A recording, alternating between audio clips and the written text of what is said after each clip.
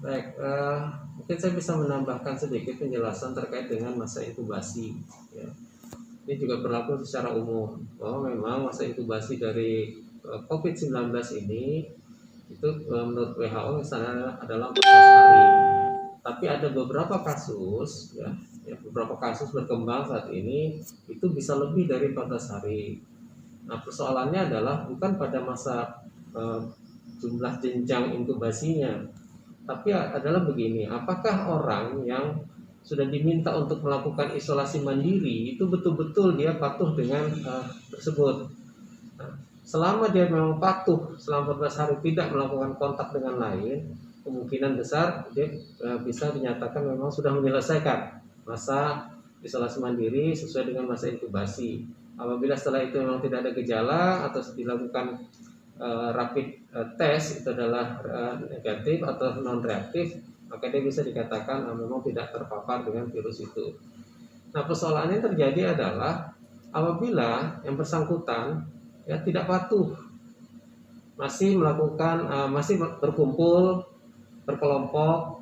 Nah, ini memungkinkan selama masa inkubasi itu dia terjadi penularan baru yang mengakibatkan masa inkubasi ini bisa bertambah lagi selama 14 hari ke depan lagi sejak kontaknya itu.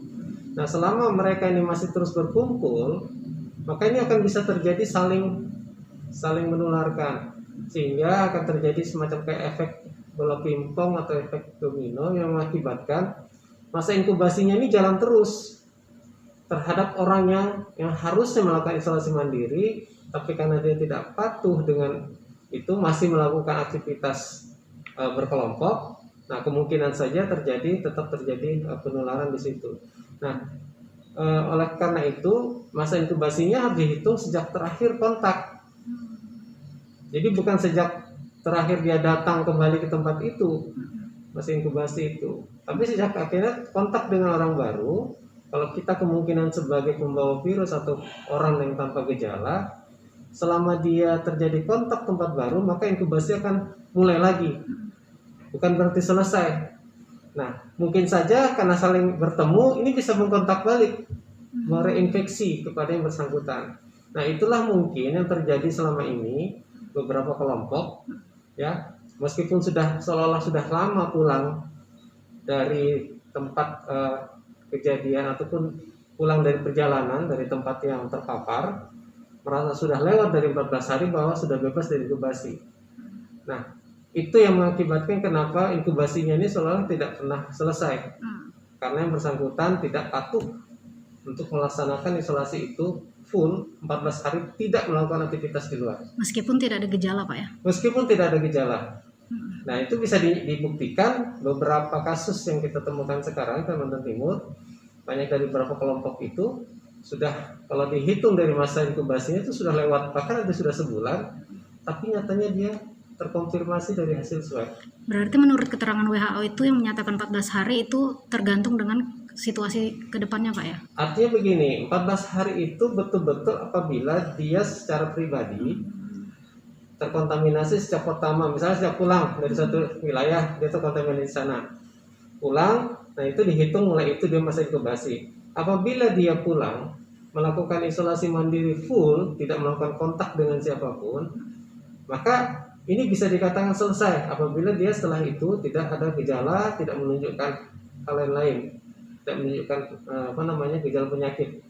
Nah, itu bisa dikatakan dia mungkin sudah selesai, bebas.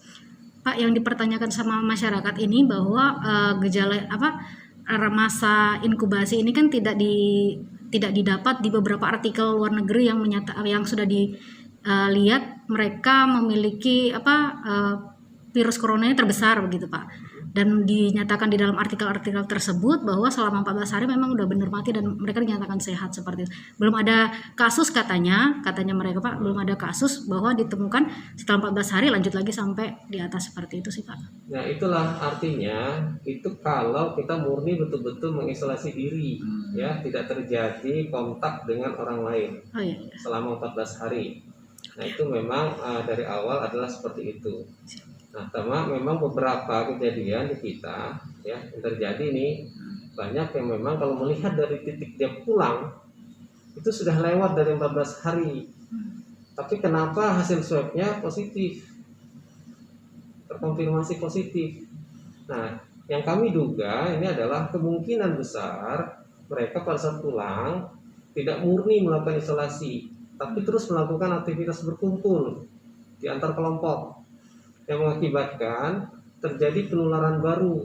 Atau ada kemungkinan penularannya melalui benda, Pak? Setelah dia pulang atau bagaimana begitu kan? Ada sempat penularan melalui benda begitu, Pak? Ya, makanya ini kan juga seiring dengan apa yang sudah kita anjurkan ya sebenarnya.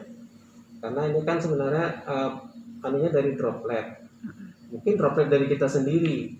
Makanya kenapa kita menganjurkan selama di rumah kita juga tetap harus menjaga kebersihan diri dan kebersihan lingkungan.